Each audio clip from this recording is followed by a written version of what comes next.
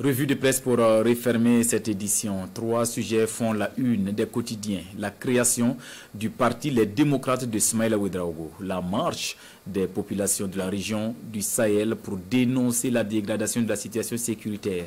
Et la rencontre entre le chef du gouvernement et la classe politique pour parler du chronogramme de la transition. Lecture croisée des journaux avec Bienvenue Taoussa. Transition politique, la machine tourne, s'aperçoit l'Express du Faso. En effet, vendredi, le Premier ministre et l'ensemble de la classe politique se sont retrouvés autour d'une même table pour parler chronogramme de la transition, censé prendre fin en juillet 2024 avec les élections poursuivies citoyennes.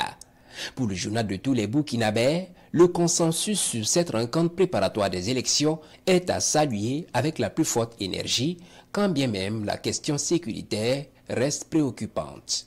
Le journal Le Quotidien pense que ce qui importe en ce moment, ce n'est pas un chronogramme, encore moins des élections. Selon le raisonnement de mon confrère, la seule condition pour des élections crédibles et acceptées par tous, c'est la sécurité du pays, des électeurs, des représentants de la CENI sur le terrain, pour ne citer que cela. D'où sa devise, agenda de la transition et des élections d'accord, mais sécurité d'abord.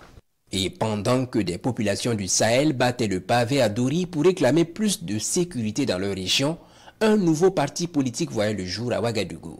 Son nom de baptême, les Démocrates. Porté à la tête de ce parti, Ismaïla Ouedraogo, transfuge du MPP, signe ainsi son retour dans l'arène politique, note aujourd'hui au Faso. Un parti qui se réclame du socialisme pragmatique et endogène, affiche l'observateur Palga. Son idéologie vise, selon son président, à tirer profit des valeurs positives de nos traditions et de nos réalités pour amorcer un développement véritable.